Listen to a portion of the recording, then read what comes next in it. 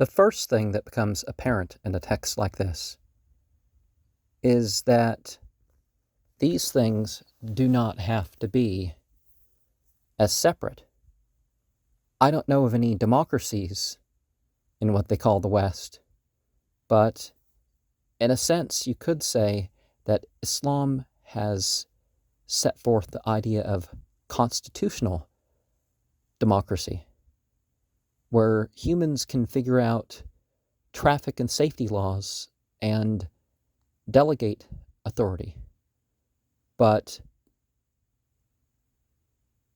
that limit of democracy means that the majority is not allowed to oppress the minorities. And the occupation of governments and the oppression of other governments causes the confusion that somehow the battle is of religion. And, we notice a couple names here that, although they may be right, the mentioning of those names does not really further the cause. But then again, hey, if someone's right, you can point that out. You're not defending them for the other stuff when pointing that out. The old way of dividing and conquering done outside of morals has resulted in things turning back against those who have, stirred up these divisions. And things are still going on, hundreds of years after some of these facts. And religion itself does not have the fanaticism, but certainly people will make it seem like it does. They will use things to excuse stuff. But Islam is not a faith that people just have a label, and that's it. They just have the label and they consider the sanctity of the mosque, and, that's where things are sacred, are the teacher, but they don't really follow the teacher. A lot of people like to claim stuff. And certainly this happens through omitting the morals that prevent some of these crimes that they turn into so-called stereotypes of the Muslimeen. She was killed in December of 2007. Between 1999 and October 2007, she lived in exile, but it wasn't just internal factors that were trying to keep her from being a leader, because, again, do the foreign powers that manipulate things, are those without a nation, as they're called, do they really want the best leadership that Pakistan can have? No. And on October 18th, she was met with a few million people who welcomed her return. The next day, 179 people were killed in an attempt on her life.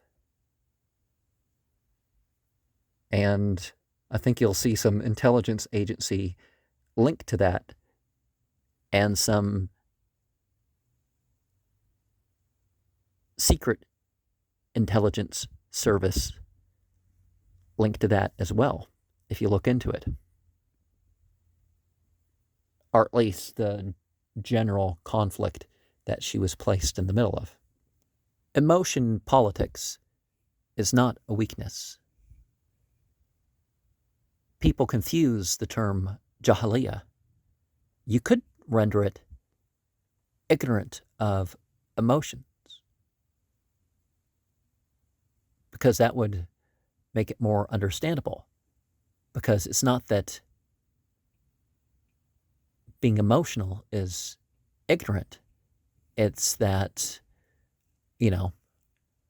where that may lead can cause some problems. But anybody who's fit to be put into office and elected into office, well, that's a lot better than, just who the companies decide that we get to pick between, isn't it?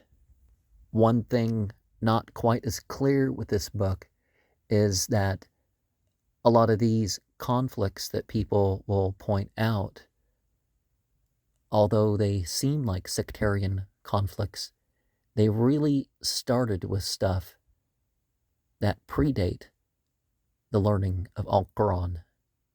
So it wasn't just some ideological conflicts. And certainly, too, some of the stuff that happened regarding the Prophet's family, it wasn't that they just had a different religious opinion at that point. It was that these people that did that to them, they wanted power and were willing to take it regardless. So it wasn't,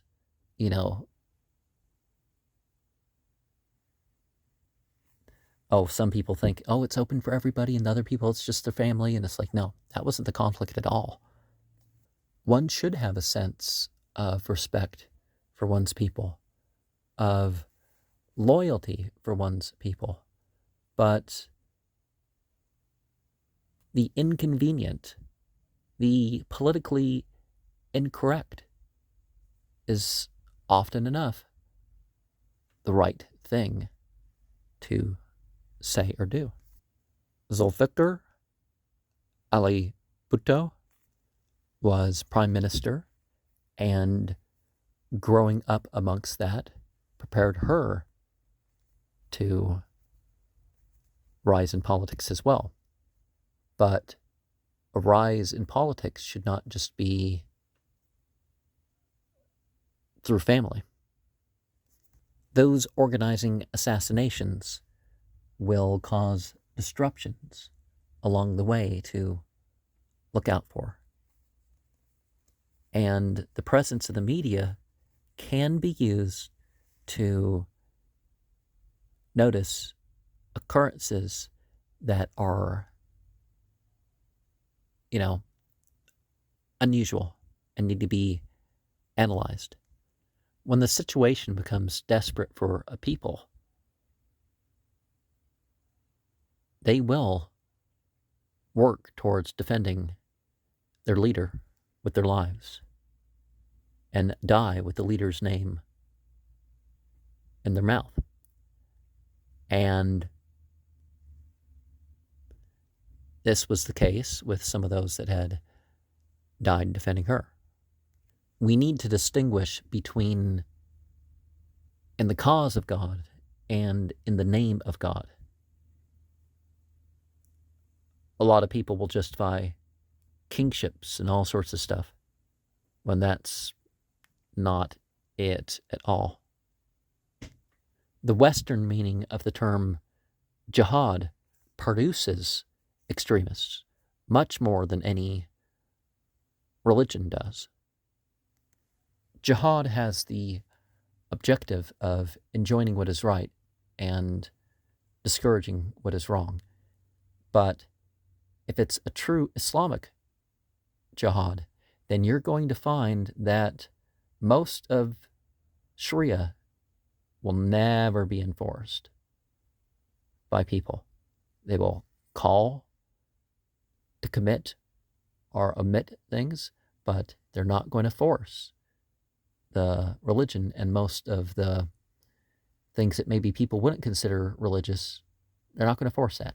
Now, they may say, hey, we're not going to have the funeral here if you're going to do all these extra things. This has to be just a purely Islamic funeral and clearly Islamic funeral or something like that. And that's the sort of thing. Or, we don't do this in a masjid, so therefore we're going to keep you out if you're going to go play musical instruments or be immodest or something. But otherwise, hey, you know, everybody, that's their own thing, on their own property or rental or whatever.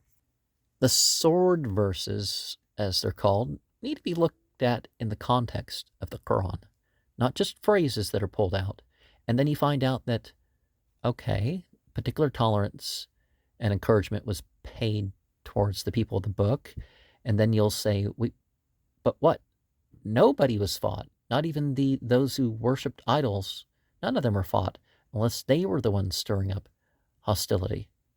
So people were only defending themselves and defending others. Okay, that comes out a lot different than, some of the phrases that you're going to hear people say. Seize them and kill them wherever you find them. Were you able to finish the passage? What came before it? Oh, multiple chances to stop the persecution and warnings were given and all that stuff. Most people would just, okay, the persecution started. We're going full bore. No, but in Islam, we, try to hold our hands a bit.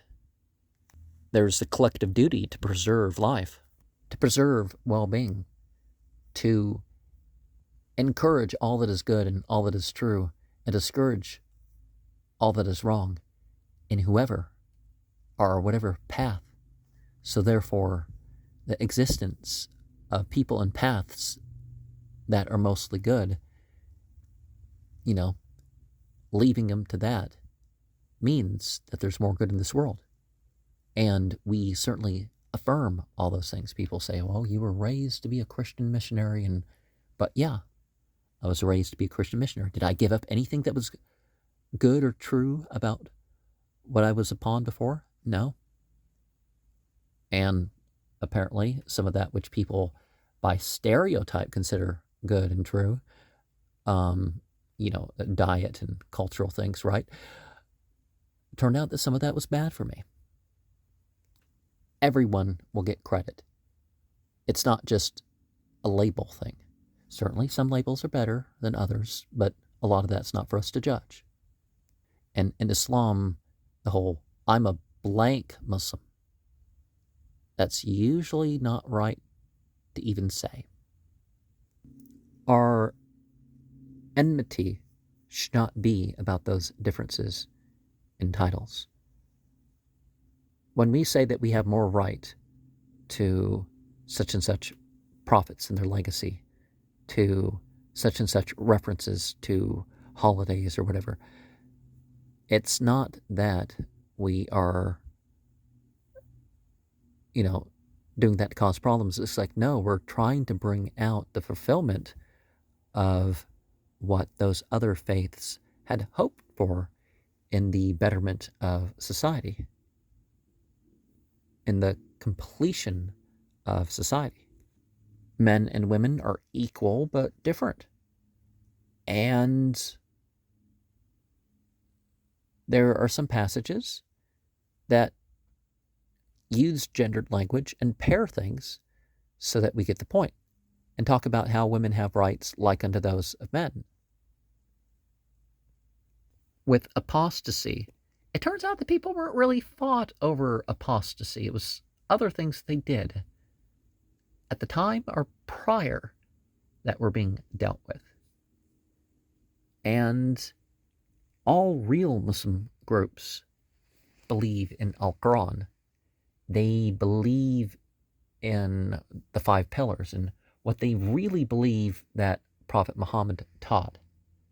Now, in the past couple centuries, there's appeared the prevalence of these Quraniyun people, where they don't believe the Quranic passages that say that the Quran will be explained and that Muhammad's doctrine wasn't his own. And so the inspired teachings, they ignore that. But then how do they say their prayers or some of the other stuff that they do? Now, people have tried to find that coded to the point where they kick out verses of the Quran because they're like, it doesn't fit my number scheme that I'm looking at. Yeah, but it fits the bigger scheme, doesn't it?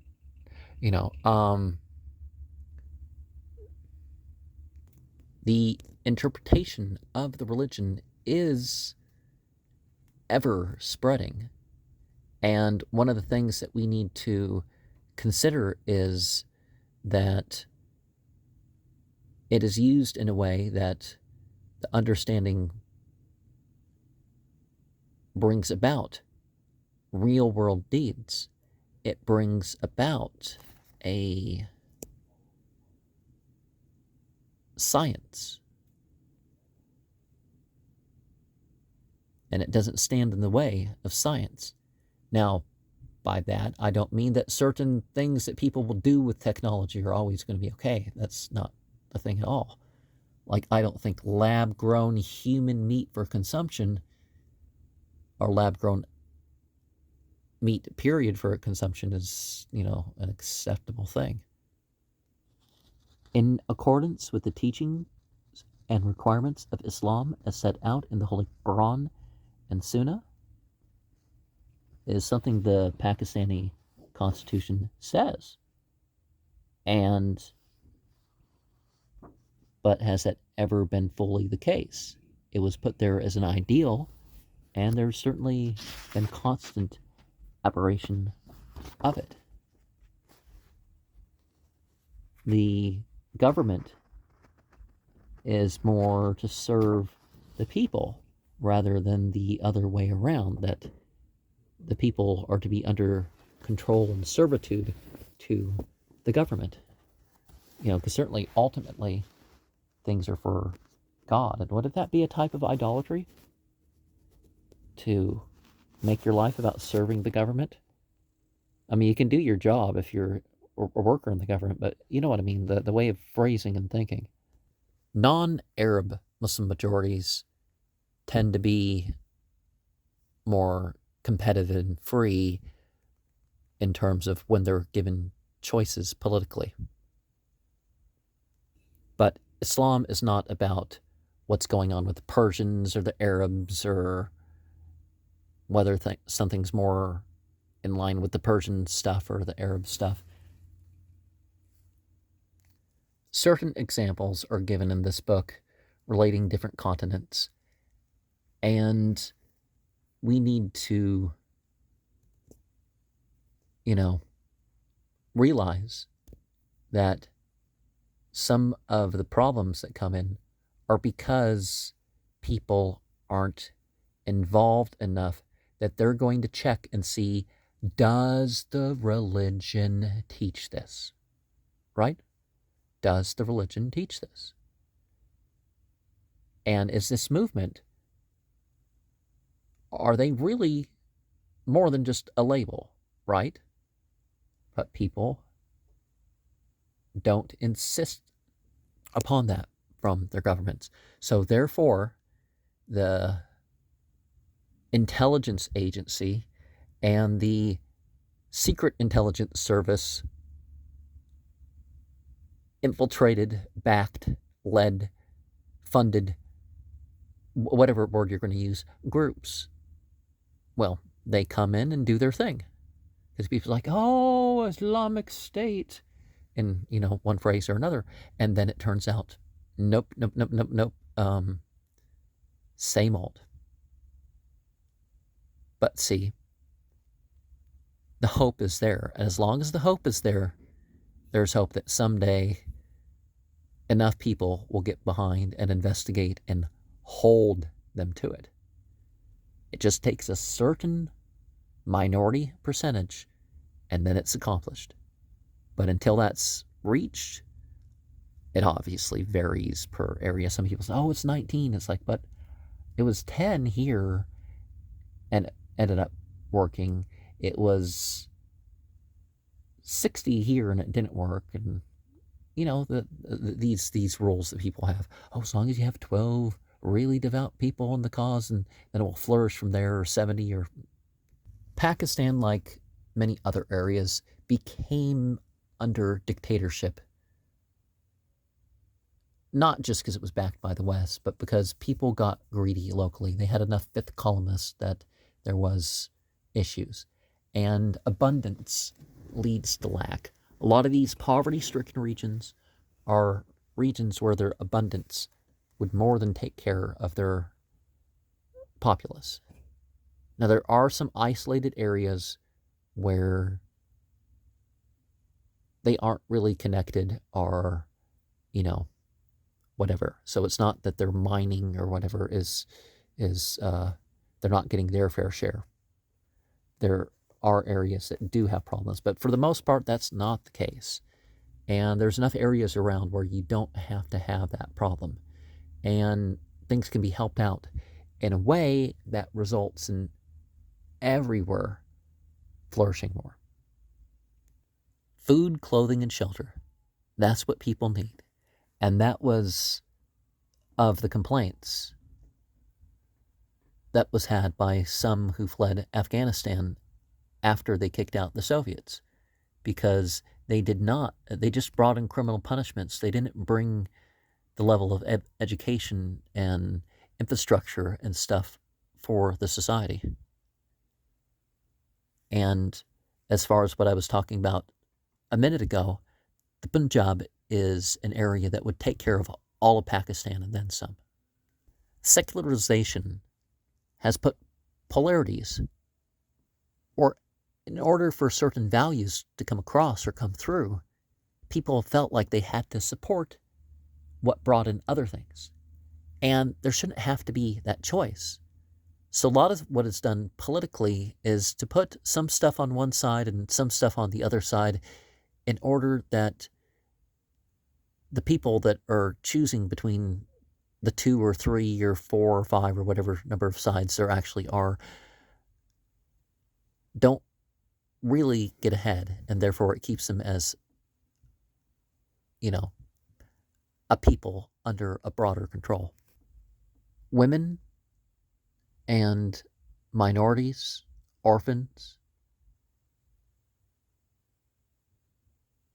they particularly need their rights looked after.